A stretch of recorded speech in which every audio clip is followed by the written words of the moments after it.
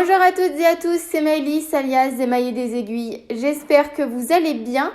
On se retrouve aujourd'hui pour une petite vidéo tuto où je vais vous parler du sock blank. Alors, qu'est-ce que c'est un sock blank? Hop, dans le bon sens, c'est mieux.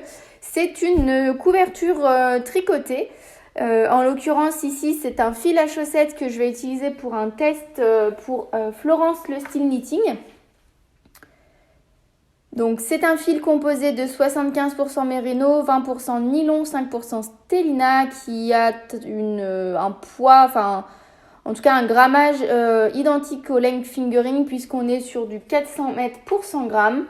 Donc, ici vous avez 100 grammes de laine tricotée qui ensuite ont été teints, comme vous pouvez le voir, sous forme de dégradé. Donc, du marron en passant par le corail et le blanc tout en bas. Donc la sock blank, elle se détricote, alors ça peut changer mais habituellement elle se détricote bien que d'un seul côté. C'est une couverture qui est déjà tricotée, donc le truc rigolo c'est qu'on va au fur et à mesure qu'on va tricoter venir faire l'inverse, détricoter notre petite couverture. Sauf que parfois elles sont tricotées en double, parfois elles sont tricotées en simple. Celle-ci n'a été tricotée qu'en simple, ce qui fait qu'il y a un sens qui se détricote plus facilement que l'autre. Et donc ça va poser entre guillemets souci si jamais vous voulez tricoter une paire de chaussettes ou de mitaines ou que sais-je encore, mais en tout cas deux choses identiques en même temps. Moi j'aime bien tricoter mes chaussettes les deux à la fois, donc je vais vous montrer comment on peut passer de ça à deux pelotes identiques pour pouvoir tricoter en même temps votre projet. Ok, donc on se retrouve de l'autre côté de la caméra. Alors j'ai ma sock blank juste ici, j'ai une balance de cuisine que j'ai amenée. Hop, je vais commencer par peser ma sock blank pour savoir un petit peu le poids total. Alors, on va juste essayer de tout rassembler dessus. Alors là, par exemple, je suis à 102 grammes sur la balance. Donc, si je veux faire les choses bien, il faudrait que j'ai des pelotons de... là, je suis à 103 grammes. Bon, 51, entre 51 et 52 grammes. Ok, donc ça, c'est une indication. On va tenter de faire ça le plus précisément possible. Donc, vous devez repérer le sens dans lequel le fil de détricotage vient le mieux. Donc, en l'occurrence, moi, j'ai déjà commencé à tirer. Je sais que c'est celui-ci parce que quand je veux détricoter, hop, vous voyez que le fil n'est pas retenu et ça se détricote tout seul. Si je prenais l'autre côté de ma sock blank, hop, alors le petit fil, il doit être encore au bout, voilà. En fait, vous voyez que c'est un peu plus compliqué, ça fait toujours une boucle ici et du coup mon fil est retenu. Donc au début, je pourrais passer mon fil à travers et tirer, donc ça résout le problème pour le premier rang. Mais arrivé au bout, vous aurez le même problème, etc., etc.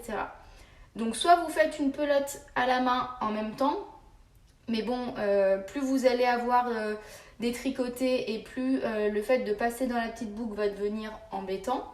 Soit sinon, moi ce que je vais faire, c'est que je vais bien étaler ma sock blank et je vais chercher le milieu. Alors en mettant bien bord à bord. Voilà. En essayant de faire correspondre. Alors ça roulotte, c'est normal, c'est du jersey. Ok. Et du coup, on arrive à avoir notre milieu par ici. Donc, deux écoles. Soit vous faites comme moi à vue de nez et puis bon, vous n'êtes pas forcément à un rang près. Soit vous êtes vraiment très puriste, ce qui peut arriver, ce qui n'est pas négatif du tout. Mais la solution, ça serait de compter les rangs. Donc, de compter les rangs jusqu'en haut. Enfin, l'idéal, ça serait même de compter tous les rangs de votre sock blank à part, de diviser par 2 et après de recompter à partir d'une extrémité pour savoir où est votre milieu.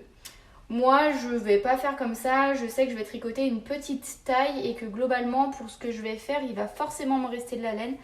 Donc, je sais que je ne vais pas manquer de laine, donc je vais faire un petit peu à vue de nez. Donc je vais prendre un ciseau. Donc je disais que je vais venir prendre mon ciseau et couper sur un des bords. Donc au niveau de la pliure, on essaye de bien la faire marquer. Hop, donc là je suis vraiment tout au bord.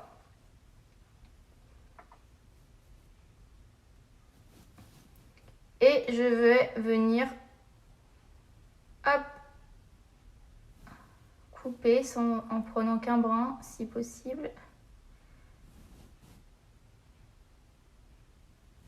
Ça doit être bon.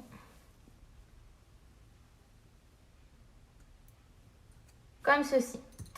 Ok, maintenant que j'ai coupé, vous voyez, ça commence à se détricoter. Alors, avec le bout de mon ciseau ou quelque chose de pointu, je vais venir, hop, continuer à détricoter tout le rang.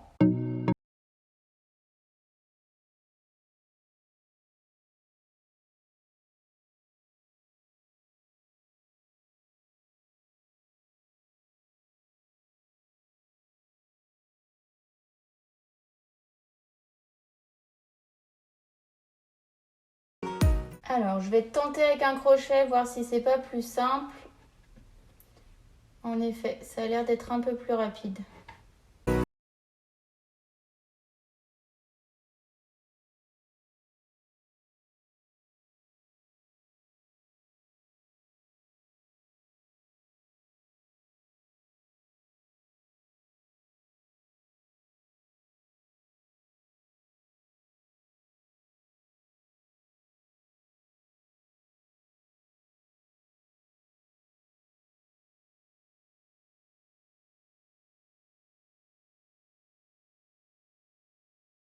Et voilà, vous voyez que j'ai réussi à séparer donc mon sock blank en deux.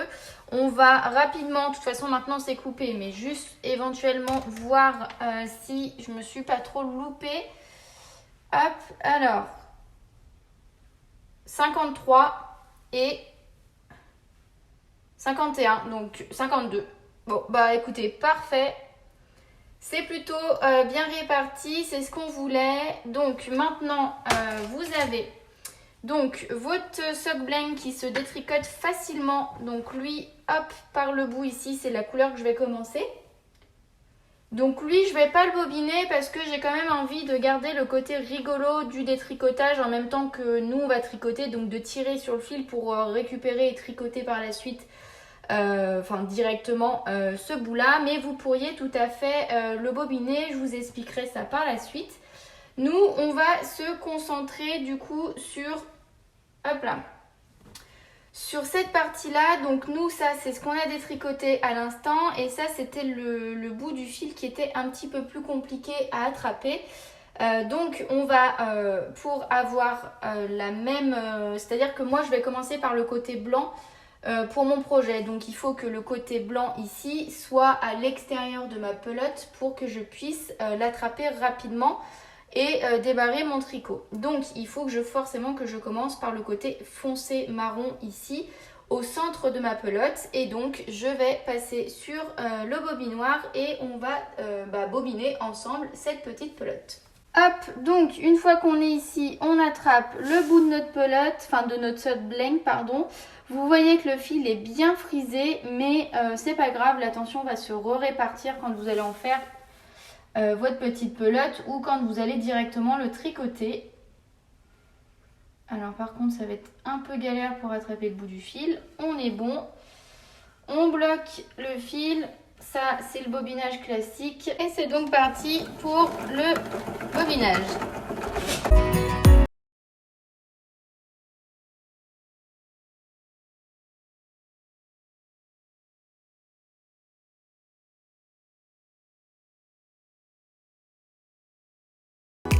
Hop, vous avez ici le rendu du coup de la moitié d'un sock blank tricoté et du sock blank toujours, on va dire, de manière classique qui n'a pas été modifiée. Donc je vous disais, vous pouviez également mettre l'autre partie en pelote. Après moi, je souhaite conserver le petit côté rigolo du détricotage pendant que je vais tricoter mes chaussettes. Mais si vous faites ça, vous avez deux solutions. Soit vous prenez le côté qui se détricote le plus et vous le bobinez de manière classique sur votre bobinoire, mais en tenant compte que du coup ça sera le centre de votre pelote et ceci l'extérieur, du coup forcément, puisque ça se détricote dans ce sens-là, vous aurez le clair puis après le foncé, donc ça sera le contraire de ça, ce qui ne sera pas forcément pratique pour tricoter. Donc soit vous prenez le parti de prendre la pelote comme ceci par le bras intérieur, mais du coup votre pelote au fur et à mesure elle va s'amenuiser et le centre en fait va s'enlever, ce qui fait qu'elle va devenir faible au milieu et va finir par s'affaisser. Soit vous faites une autre manipulation qui, une fois quand vous aurez mis votre pelote, du coup avec le côté clair au centre de la pelote et le côté foncé à l'extérieur, et vous rebobinez dans l'autre sens, qui fait que vous allez avoir le foncé à l'intérieur et le clair à l'extérieur. Ça fait une petite manip de plus, mais pour moi c'est c'est la manière la plus sûre d'obtenir quelque chose de net. Et après, vous avez du coup vos deux pelotes identiques que vous pouvez tricoter en même temps. Et voilà, cette petite vidéo touche à sa fin. J'espère qu'elle vous aura utile et que vous avez compris comment passer de ceci à ceci. En tout cas, je me suis bien amusée à la tourner. C'est hyper rigolo. C'est la première fois que je vais tricoter un sock blank et je suis déjà conquise. Voilà, écoutez, n'hésitez pas à me dire si ça vous a été utile dans les commentaires, à me laisser également vos petites questions si jamais vous en avez. En tout cas, moi je vous dis à très bientôt pour de nouvelles vidéos et je vous fais plein de gros bisous. Bye bye.